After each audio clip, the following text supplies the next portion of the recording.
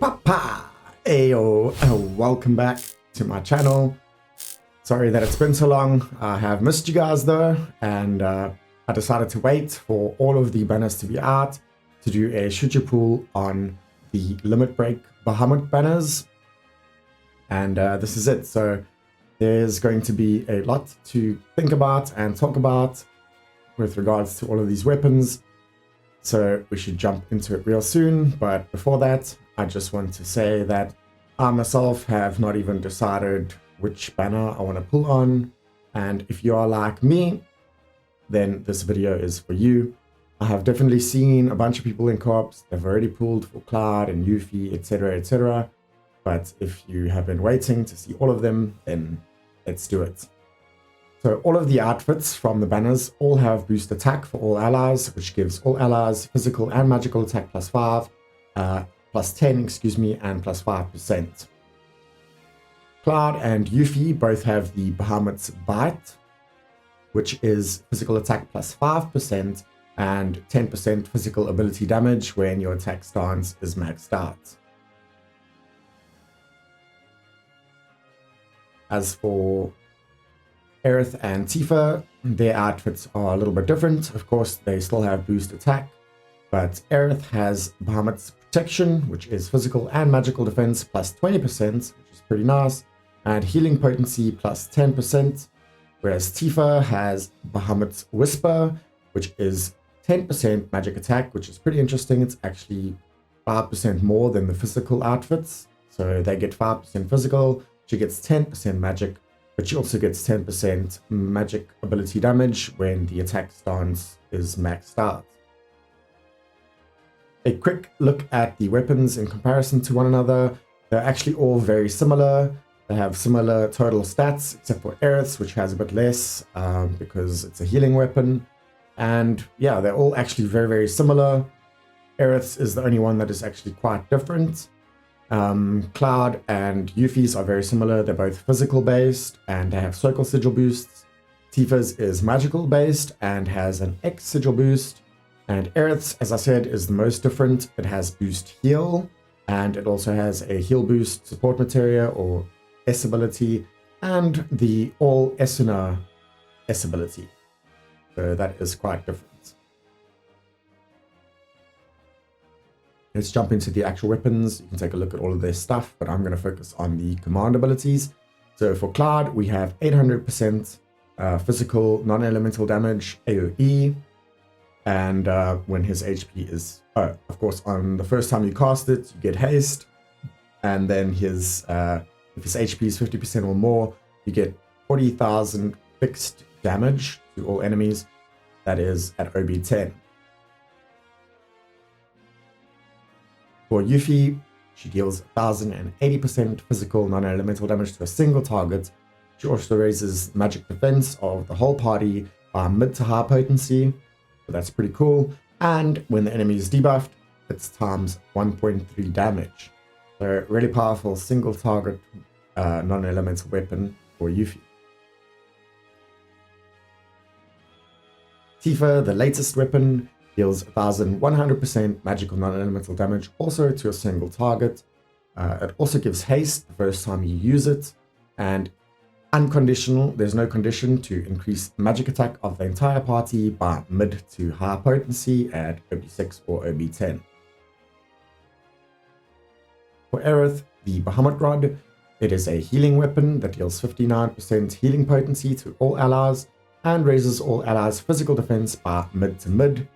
It's a little bit bleak that it can't reach high potency, but it's still pretty good. And then the real selling points of this weapon is if she has at OB10 90% or less HP, then your allies, excluding her, will get an ATB gauge boost. So your allies will have 6 ATB. And honestly, I don't own this weapon, so I'm not sure if it lasts for as long as the physical defense buff, or if it lasts for the whole fight, or as long as it's active, that's what you get. Because they are limited weapons, I've decided to add the Overboost Diff section to this video, and we can see what the weapons look like at different Overboost values. So for Cloud, at 1 copy, obviously the damage is a lot less. you get less haste, and you only do 10,000 additional damage. At OB6, obviously more damage, more haste, and 30,000 additional fixed damage. And then finally at OB10, you get 800%, and then you also get the maximum haste and 40,000 fixed damage. For Yuffie, with one copy, obviously the damage is quite a bit less, and the magic defense buff to all allies can only reach mid potency, and it obviously doesn't last for as long. At OB6, more damage, longer lasting magic defense buff, and it can reach high potency. Same thing at OB10, more damage, longer lasting, and can reach high potency as well.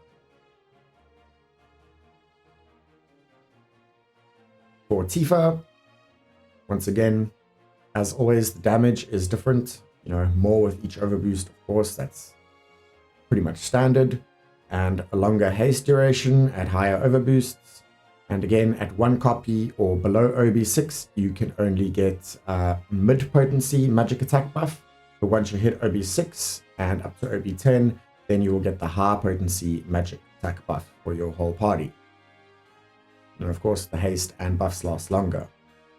Finally, for Aerith, at one copy, you get 42% healing, and it lasts not as long, the magic physical defense buff, excuse me, and you need to have 40% or less HP to get the ATB boost. At OB6, more healing, longer lasting buff, and you need 70% or less to get the ATB boost. Finally, at OB10, obviously it's the most healing, 59%, the longest lasting physical defense buff, still only mid potency, and you need 90% HP or less to get the ATB boost. I've decided to go with general synergies for this video instead of weapon synergies. So for Cloud, obviously his weapon is going to be good for physical teams because of the R ability, and it's going to work well with boost physical attack and physical ability potency weapons. For Yuffie, it's going to be good for physical teams against magical enemies because of the magic defense buff. It's also going to be good with boost physical attack and physical ability potency, and it's going to be good with buff debuff extension because of the magic defense buff. And of course, finally, it's going to be good with debuffers so that you can get that times 1.3 damage. Tifa, similar to Cloud, except magic. It's going to be good with boost magic attack and magic ability potency weapons, and also going to be good with buff debuff extension weapons because of the boost magic attack ability or buff. Finally, with Aerith, it's going to be good with pretty much any team, but obviously better with magical based teams because of the boost M attack to all allies. It's going to be good against physical enemies because of the physical defense buff, and it's good against ailments like poison, darkness, etc. because of the SNO all, and it'll work with boost heal. I've also decided to pick a couple of weapons that have what I call super synergies with the weapons on the banner. So for Cloud, it is his Glavenus sword, or Kimura wand or Quina megaphone. For Yuffie, it is obviously her Bahamut Cutter with Quina megaphone or Zack's twinkling star. Aerith is good with her own curing gloves and Lucia's thunderbird, or her own shell knuckles and Lucia's rose musket. Finally, for Aerith, it is pretty much really good with Kimura wand if you have the Bahamut Rod at OB10. So that is, yeah, pretty hectic. For sub-weapon value, there's not much to say here. All of the weapons have really good sub-weapon value. So, also ultimate weapons for the banners, all the banners except for Tifa's, you get the Genji Blade, which is very much a DPS focused ultimate weapon, and it's very much just for Sephiroth because it raises his own magic attack by extra high or very high potency, whereas Kechi's is a lot more supportive. It has less offensive stats. It gives you the interruption ATB boost versus the interruption mastery of Sephiroth's weapon, and it does less damage, but it gives all of your allies haste, and of course you have 2 charges of that, so you can get quite a bit of haste going for your whole party. Both of them are very good ultimate weapons. So honestly, deciding between all of these different banners, which weapon to really go for, is a tough choice. They're all really good, but for each and every one of these weapons, the first thing you need to think about is what weapons do you already own? So for example, for Cloud, the Bahamut Greatsword, if you already own, like, you have a high overboosted Zidane sword and a high overboosted Clavinus sword, then you might want to skip on this banner, or you need to decide which one you're going to replace with this weapon. Probably the Zidane sword, because as you'll see, the Clavinus sword combos really well with this. You also need to think about other weapons that you have for other characters for a team build.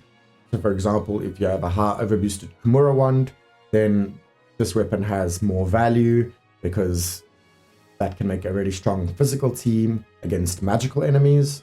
Same thing, if you have a high overboosted Quina Megaphone, then this value of this weapon increases because you can make a really strong physical team against physical enemies.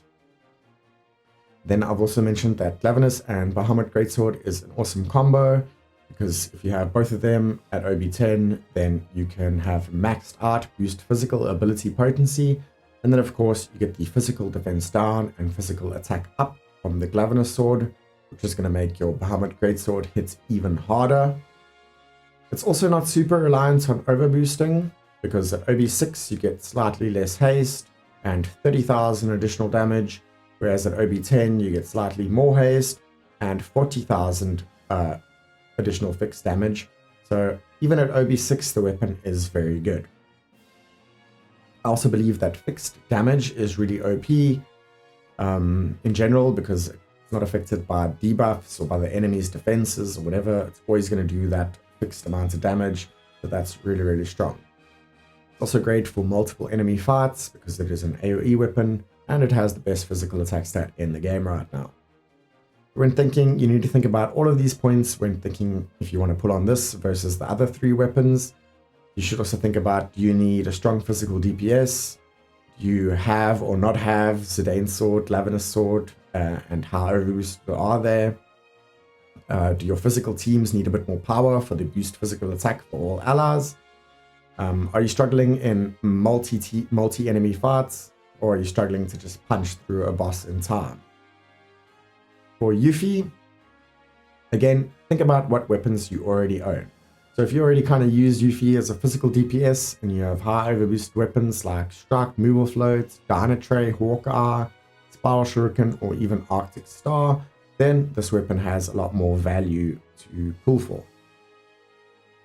If you think about other weapons, weapons like Falchion, Hard Edge, any weapons that do physical defense down debuffs are going to have make this weapon more valuable to pull for,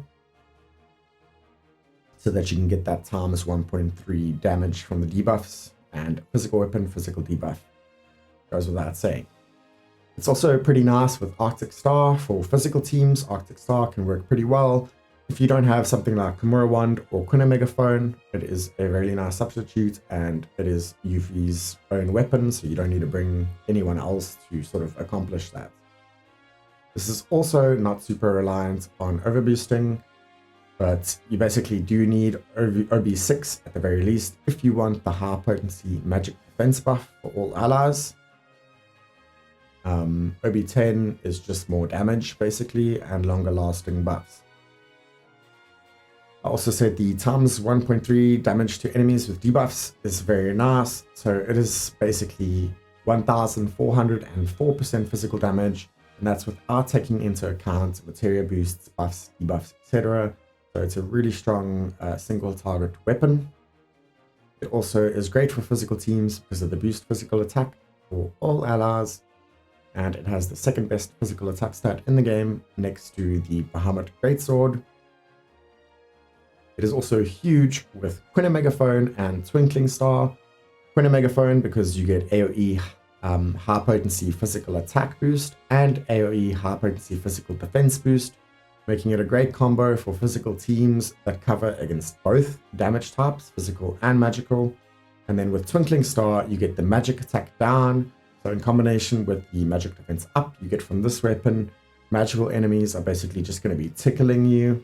And then of course, you also get the physical defense down, which is going to make you hit like a truck because it's a physical weapon and because it's a debuff, you get the 1.3 times damage. Tifa. Once again, what weapons do you have for her? If you already use her as a magical DPS with high overboosted weapons like Shell Knuckles, Kieran Gloves, and even Kaiser Knuckles, then this weapon's going to have much more value as a pull.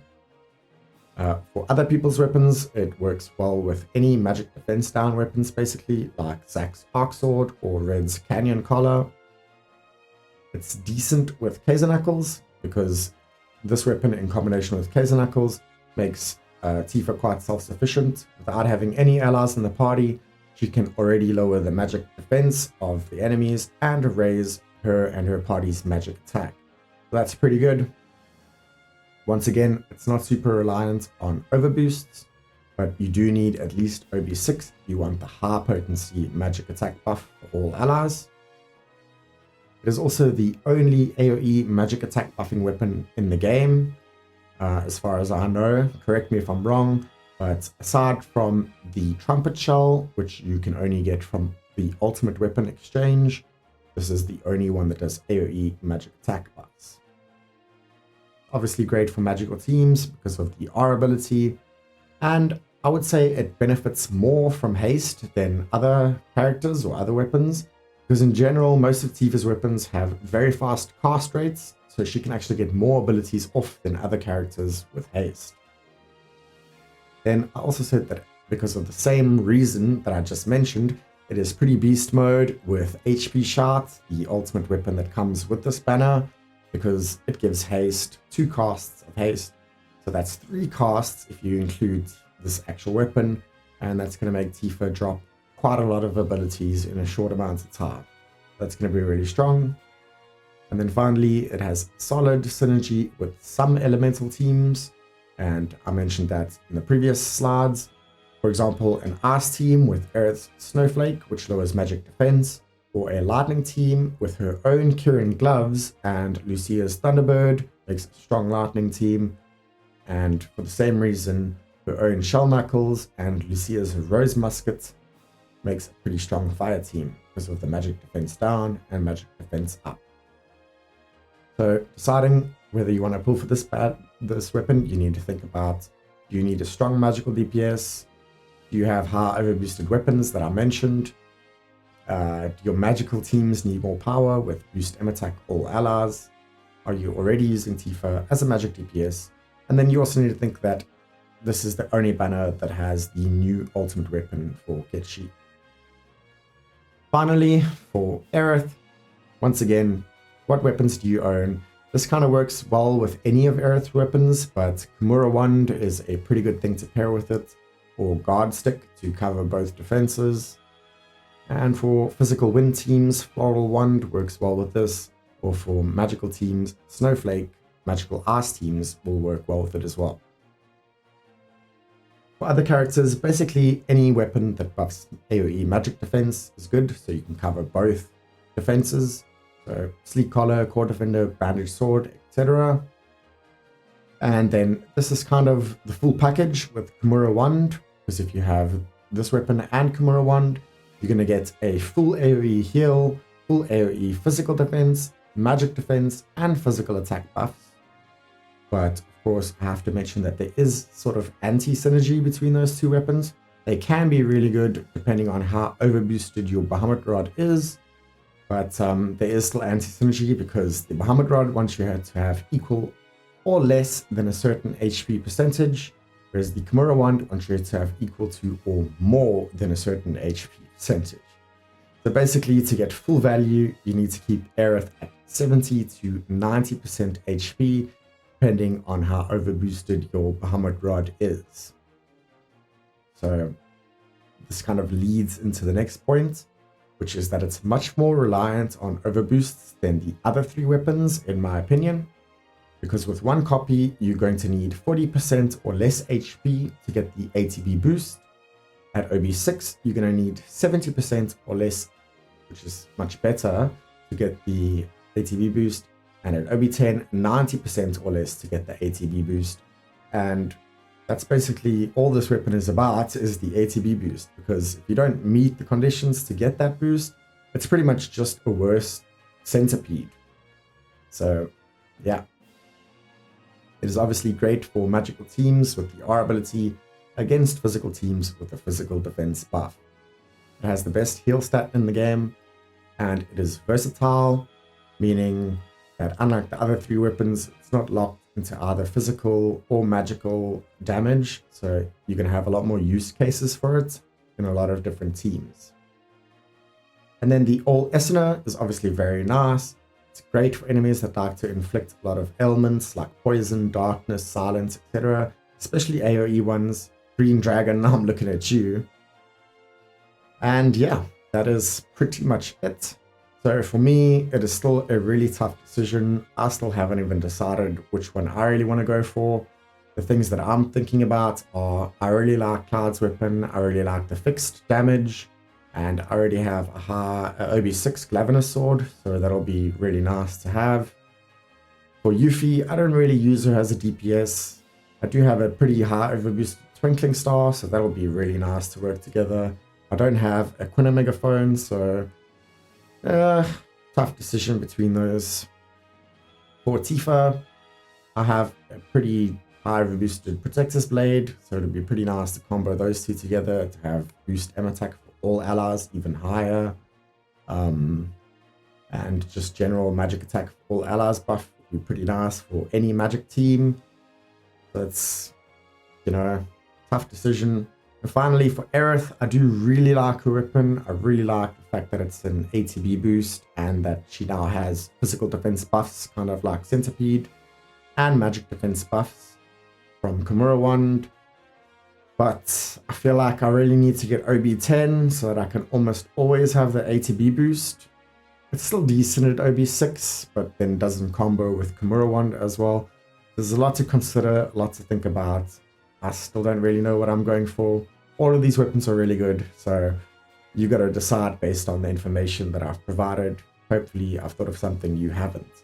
Let me know what you're going to pull for, and thank you so much for watching. I will see you in the next one. Bye-bye.